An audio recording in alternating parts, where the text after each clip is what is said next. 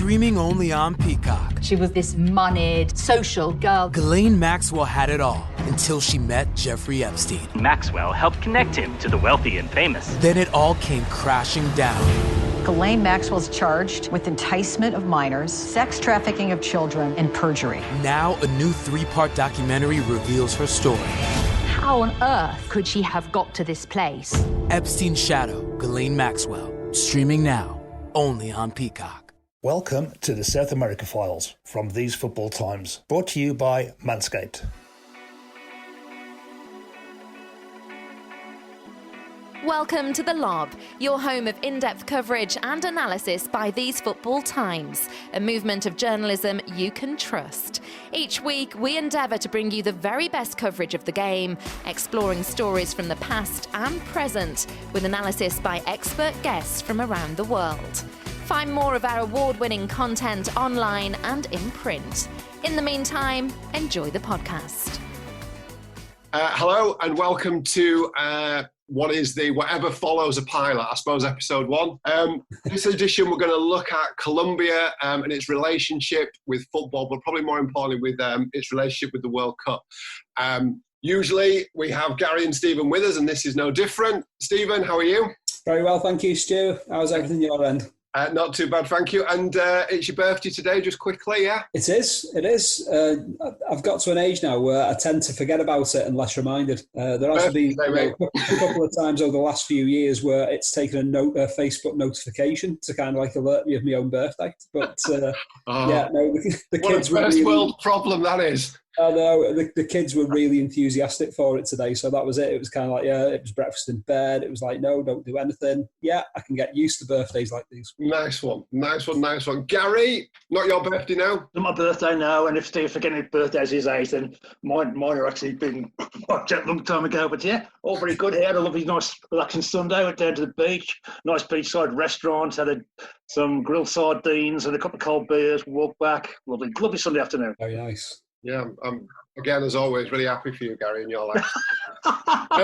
However, back by popular demand, after his after his audio appearance on the podcast, shall we say, Mr. Pete Watson on the Argentina 78 Political Football podcast. Welcome back. Hey, Stu. Hi, Gary. Hi, Steve. Good to be back. Looking forward to chatting about football again, about Latin American football. All good on a Sunday evening, eh? Absolutely. Well, because we're doing it like this, obviously, there's no real gentle warm-up, so you can kick us off. Football, Colombia, how important is it? Yeah, pretty important, I think, to give the great understatement. I'm going to start off with a massive understatement. I think one way of looking at football in Colombia is that the government did a survey about this in 2014 just to work out, how much mileage there was in football, how important it was. And it came out in the survey that 94% of Colombians thought football was either really important or very important to their lives. When I was out in Colombia, I did my thesis about football and its political use in Colombia. And literally every single person I asked that question, is football important? And everyone said, football is literally the only thing that unites Colombians. I mean, Colombia, we all know, it's a country associated with violence, with drugs, but it's such a disunited country. There are so many problems that really pull it apart. And really football, it sounds very simplistic, but it really is true that football is seen as being the one thing that can kind of symbolically bring Colombians together.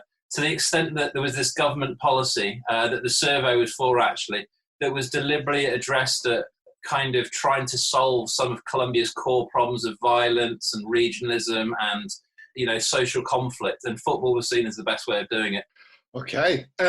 Gary, obviously, we talk a lot on the podcast. We certainly cover Argentina a lot, as we did with Pete, Brazil. Tentatively, Uruguay we've covered, certainly in the political World Cup series. But Colombia, they seem to be there and thereabouts, but never seem to me to have the same sort of standing as per Brazil, Argentina and Uruguay, perhaps.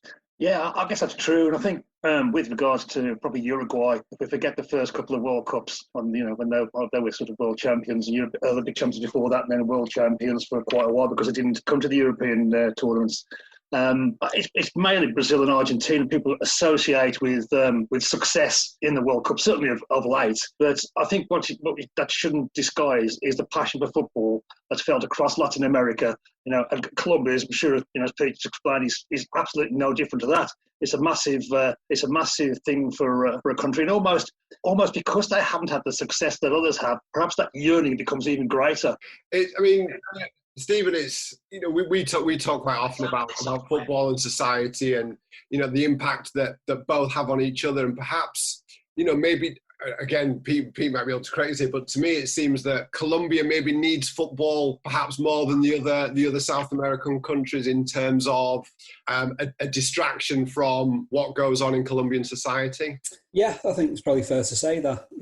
I'm sure that every other South American nation, proud football and playing South American nation, would argue otherwise, but I think we've seen with the 2014 World Cup in Brazil that there were other distractions during what was meant to be the biggest party in Brazilian football history. Riots on the streets, protests, and political discord. That not even a World Cup distracted some people away from day-to-day fights and political needs and arguments to be picked. And yes, I think Colombia. I think it's a massive point that Colombia is just in need of football as a unifying tool. Yeah, no, I completely agree with you, Steve. I think the other thing is that it's one of the things that Colombia needs to try and improve its national image as well. I mean, there are so few countries in the world that have got such a negative reputation. I mean, you think immediately of Colombia, you think of Pablo Escobar, you think of drugs, you think of violence. It's had a civil war for 60 years. It's for a long time, it had the highest murder rate of any country in the world and exports the most amount of cocaine. It's kind of associated with criminality. So if the football is also needed to show a positive face to the country. I think 2014, for example, you just mentioned that Colombia team that won the Fair Play Award at that tournament. James Rodriguez, the top goal scorer. I think all of us remember those goal celebrations, the dances that Pablo Armero and the other players led. That was a real kind of image boost for a country that previously, a lot of people only knew for the worst kind of elements. It's funny, Pete. I mean, you just mentioned the 2014 World Cup, and a story that fascinates me. A part of World Cup history, I suppose, that really interests me, and this is probably because it falls into one of my two favourite World Cups of all time. But the 1986 World Cup in Mexico, originally awarded to Colombia, and obviously eventually. It ends up at very relatively short notice, being hosted by Mexico. I suppose, from an academic perspective, a little bit of background, I suppose, as to how Colombia essentially lost a World Cup, if that's the right way to phrase it. Yeah, sure. So I mean, the fact that it was awarded the World Cup in 1974 was somewhat of a surprise, really. I mean. Colombia, like Gary said, it doesn't have the same kind of football history that Brazil or Uruguay or Argentina do, or even Peru, really. And Chile's hosted the World Cup in '62 as well. Colombia only appeared in the World Cup in 1962, and that was, almost a fluke appearance in lots of ways. So, it was one of the few countries in Latin America that hadn't hosted it, so it was kind of on the rota. The guy that really pushed for it to be awarded to Colombia was the same guy that was behind the El Dorado period in the kind of late 1940s and 1950s, a guy called Alfonso Senior, who was responsible for starting the influx of some of the greatest Latin American and then European footballers to Colombia at that time in 1948, 1949. Adolfo Pedernera, Alfredo Di Stefano, Nestor Rossi, pretty much the whole of the Uruguayan and Peruvian sides of the 1950s went and played in Colombia. And Alfonso Senior is again the guy who is responsible for, putting the idea into Colombians' minds that they could host it. So he introduces the idea to the then president, a guy called Alberto Lleras Camargo. In the next presidency of Misael Borrero Pastrana, they push even further, and actually they're awarded it. But, the fact is that the Colombian kind of infrastructure, the Colombian, football system just isn't at all ready. I mean, it's got 12 years to get ready. But, this is a country that, it doesn't have railways connecting the country. The main roads are precarious. It's very slow travel. It takes days to get, to many destinations in Colombia. the Football League has struggled with kind of financial kind of brinkmanship since the end of El Dorado. So, Colombia really isn't, the first candidate in terms of just infrastructure or footballing legacy to host kind of the world's greatest event. And I think that, in typical Colombian fashion, Colombia is not known as being a country that does things particularly in an organised fashion. I think that's fair to say. And again, nothing really happened. There is very little progress over the first 4 years of the Michel Pastrana government. Little is done. Little of the kind of stadium building or infrastructure happens. It gets to the start of the 1980s and still nothing really has been done. I mean, the only thing that seems to have been done is they've decided on what the mascot would have been, which was a particularly unimaginative black and white football with arms and legs. So, it really must have taken them, 4 or 5 years to come up with that one. So, I mean, that was basically, I'm slightly exaggerating for comic effect, but it really wasn't that far removed from that kind of level of organisation.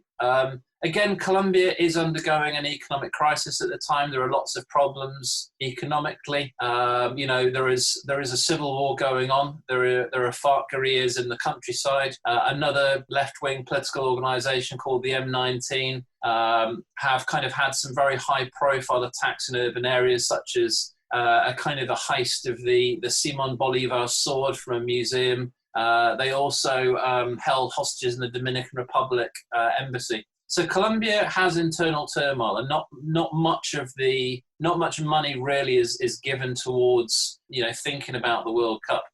It gets to 1980, moving slightly further along, and the government kind of starts to, I suppose, abdicate responsibility for hosting it, and they create a kind of a separate organization called the Corporación Colombia 86. Which is supposed to be funded by some of the major private businesses in Colombia, such as Bavaria, which is a beer company, which went on to actually sponsors the national team now, the Santo Domingo Group. But again, the lack of communication, the lack of will, the lack of organisation really hinders it.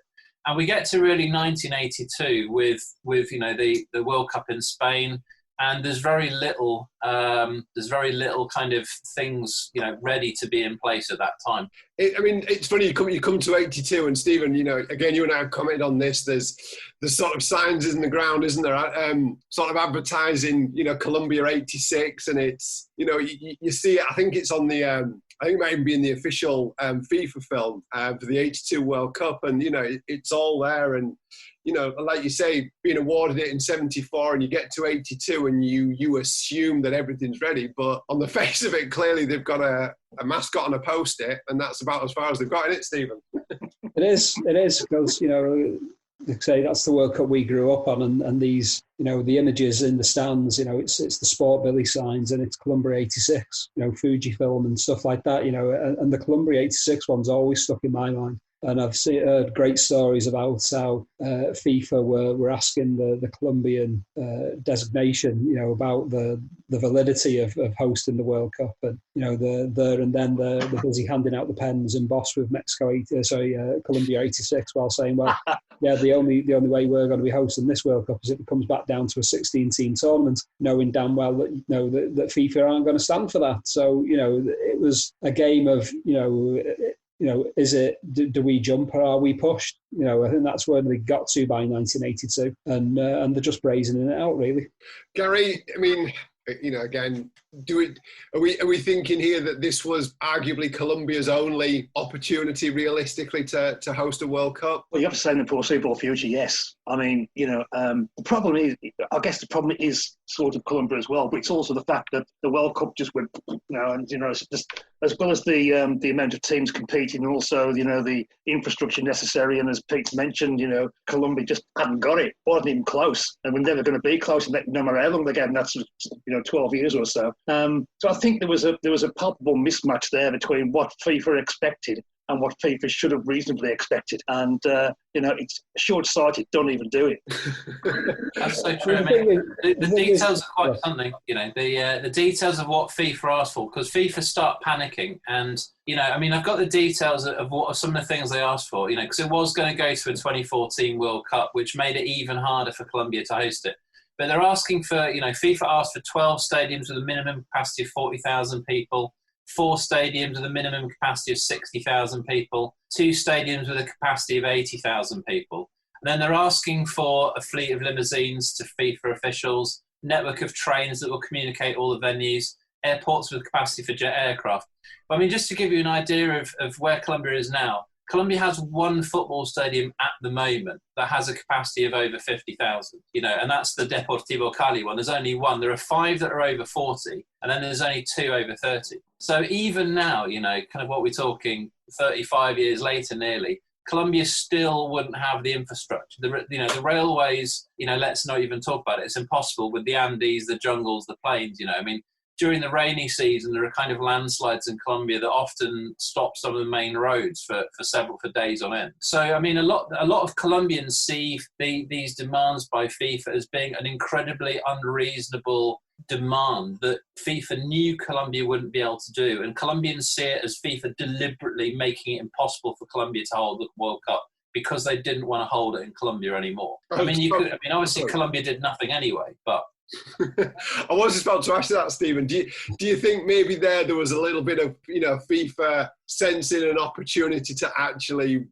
we're not telling you can't, we're just going to make it so you can't rather completely. I mean, I'm well of the belief that Colombia lost the capabilities to host the 1986 World Cup within 24 or 48 hours of being handed it. They essentially handed the World Cup in 1986 by the Stanley Rouse version of FIFA. And as soon as there's no way in the world that Colombia can possibly host that World Cup. The implemented, I mean, they were unhosted in 74. There was no alternative, basically. Brazil had hosted in 1950, Chile in 62, Argentina were already slated for 78. On the pendulum of the time, it needed to go to Latin America.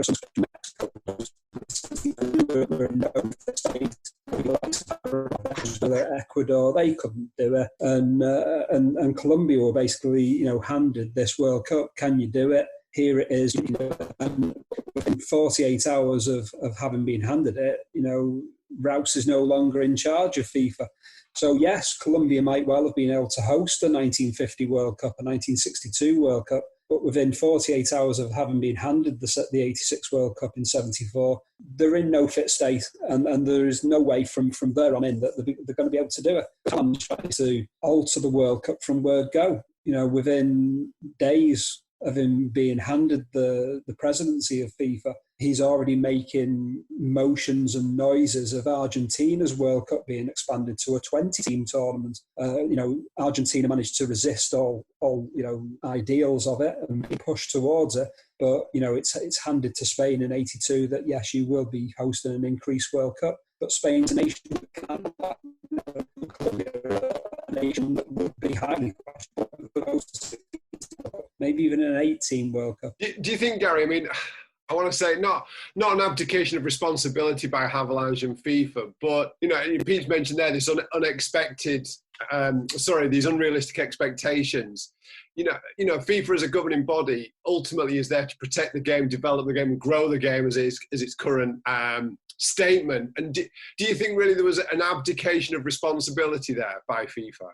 Yes, I guess, I'm not sure the responsibility is the right word. I think FIFA's mandate, I think those things you said, it's to make money. Let's be honest about it, espouse all the life, but we all know what, the driving force is. I think it was a case where they were almost ticking the box, okay, we've got to give it to Colombia sometime. So let's tick the box. If they fall down, and we can go somewhere else. And the fact that Mexico was chosen to take over very, very quickly suggested that, it wasn't exactly a major surprise, that Colombia couldn't do it.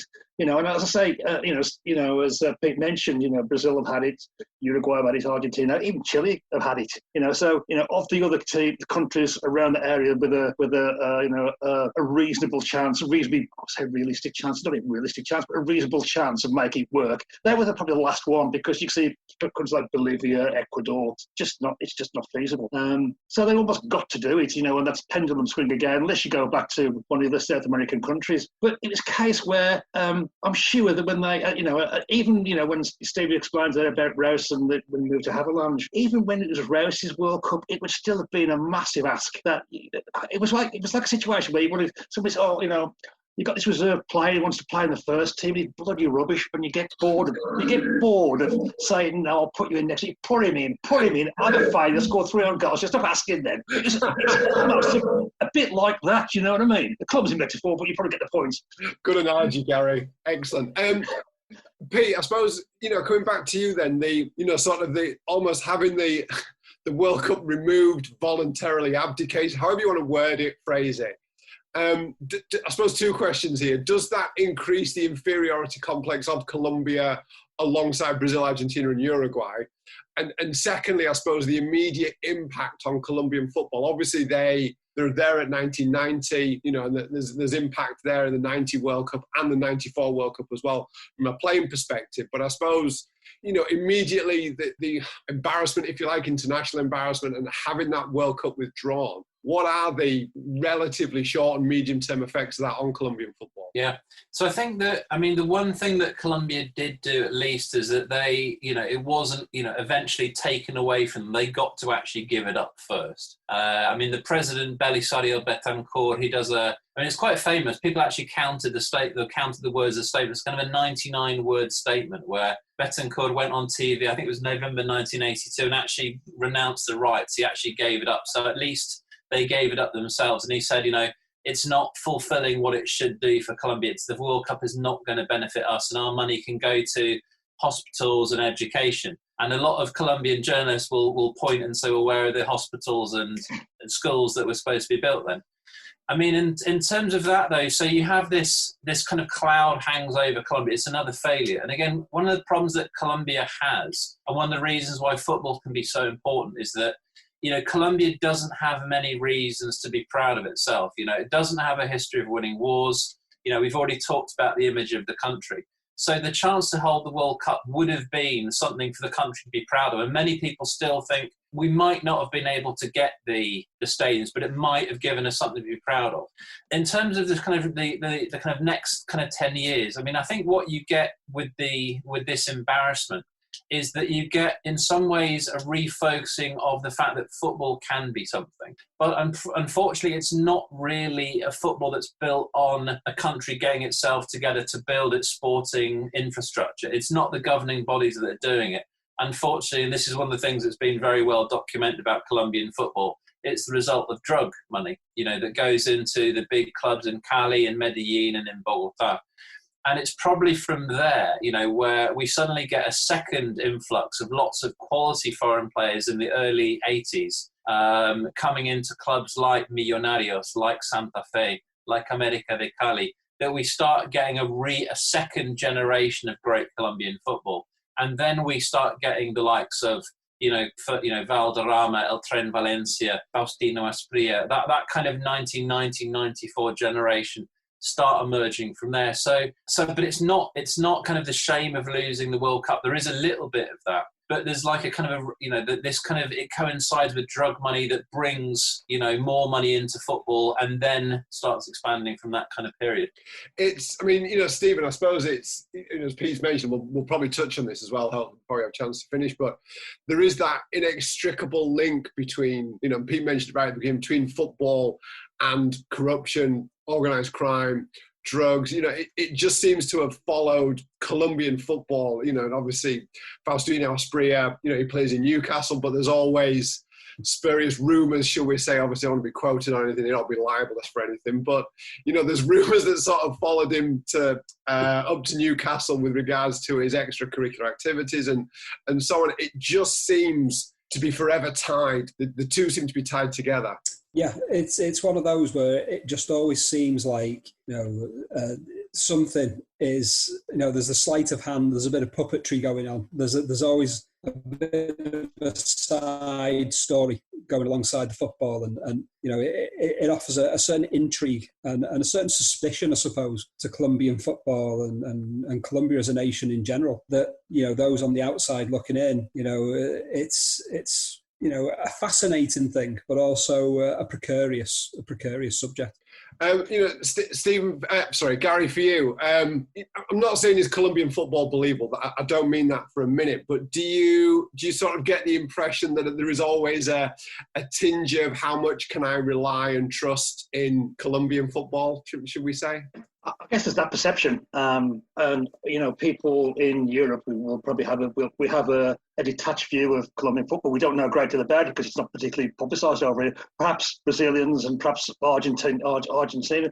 Pete's mentioned a few club names there, and I bet a lot of people listening won't know who these clubs are. But as you know, Flamengo, Santos, Boca Juniors. So I think there's that sort of translation that you don't get from Colombian football. And that might be because of the lack of success in the international tournaments. I mean, I don't know, but it may be. But there is always this tainted image of, the drug money financing, how the football's developed there. And obviously, it's difficult to tease these two things apart, especially, and there's I should say famous, literally infamous issue with Andres Escobar, scored an own goal in the USA World Cup '94, and I don't know, it's months later, I'm sure Pete will give us the details. He was shot, apparently, because it cost a drug cartel a lot of money in gambling when Colombia didn't qualify. And it's those sort of things, I guess, are what people know, because it's what we hear, that's what's news.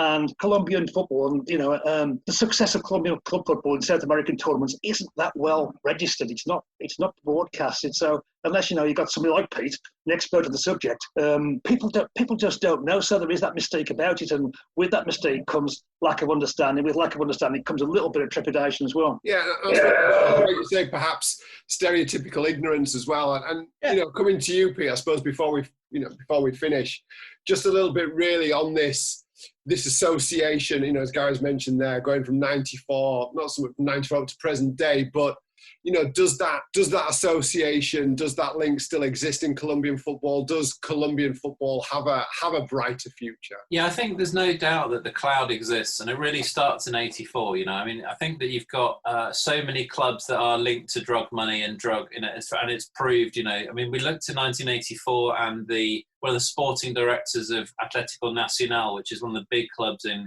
Medellin in Colombia. They won the Copa Libertadores, the first Colombian club to do so in '89.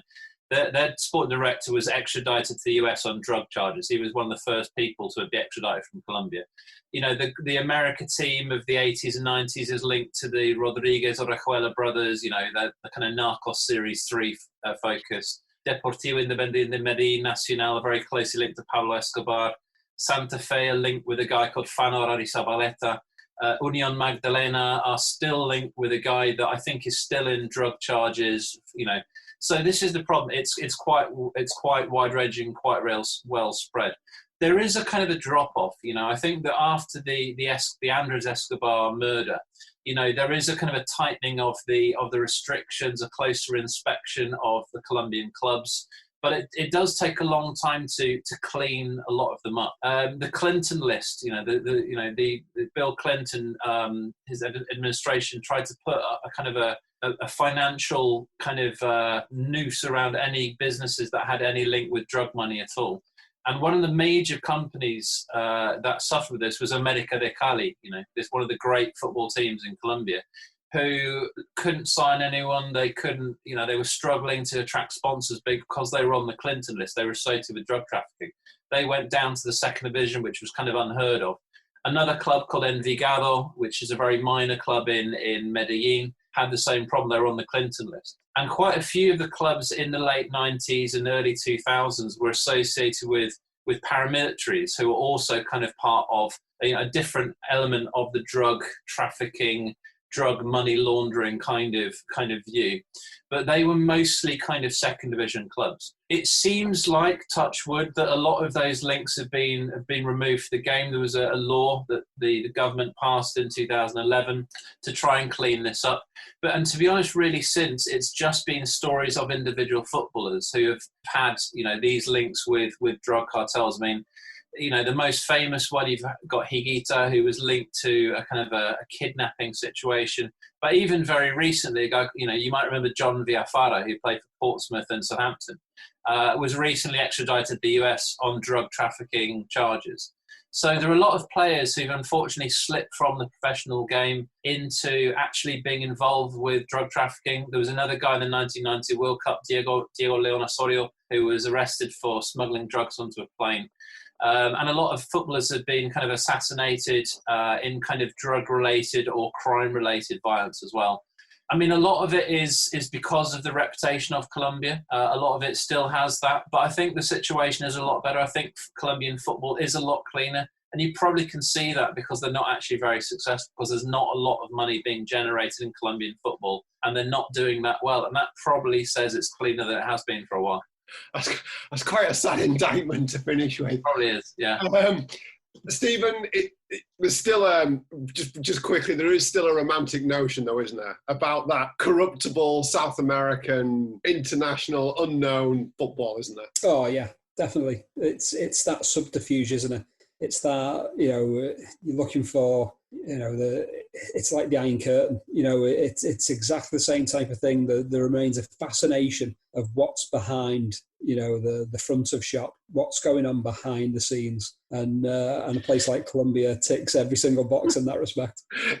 Gary, final thought from you, I suppose. On Colombian football, I don't want to call them the great underachievers, but I think, I suppose as we started that, that living in the shadow of the other South American giants, it seems, again, as you mentioned, with hosting the World Cup, it seems that they're going to stay in that shadow for quite a while, doesn't it, unfortunately? Yeah, I guess, success breeds success, doesn't it? And the big players that come across from Argentina and Brazil, there tends to be less coming across from Colombia. Obviously, there are some, but they're less and less. And it's a little bit sad, as Pete was saying there, that, the success or lack of success now is perhaps an indication that it's becoming a cleaner sport. And it's almost, I suppose, finding its true, untainted money level. But they will always be in the shadow of Argentina and Brazil unless something drastic happens. And, I just don't see anything drastic happening to make that change in the foreseeable future. It is. It's always got that mystique about it, Colombian football. As Stevie mentioned, I think it's the great unknown as well. Now, there's something a bit different. You see like Asprilla and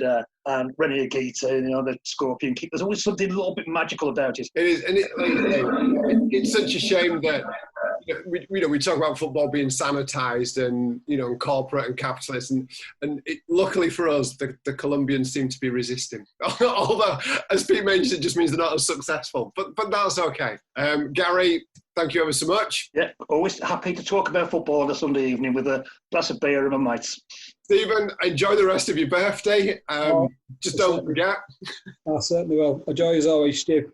Excellent. And Pete, as always, your knowledge is wonderful. Clearly, this 300 pages of the thesis we can talk about, Stu, whenever you want. So, yeah. I might have to upgrade my Zoom membership for that, I think. But other than that, happy to go. Yeah. Guys, like I say, it's been a real pleasure. Thank you ever so much, and hopefully we'll all do it again soon. Many thanks for joining us today on The Lob, a These Football Times production. For more of our content, check out our award-winning print magazine featuring some of the game's foremost writers, artists and photographers, exploring areas of the game rarely covered in high-end print. For now, we look forward to you joining us again soon. Clorox knows you want your clothes smelling fresh and clean, but what happens? That's why we created Clorox fabric sanitizers to freshen up your clothes between washes, pre-treat extra stinky laundry, and make sure every last odor comes out in the wash. Clorox fabric sanitizers take care of all that and eliminate 99% of odor-causing bacteria. Plus, they're bleach-free and safe for all colors and fabrics. When it counts, trust Clorox.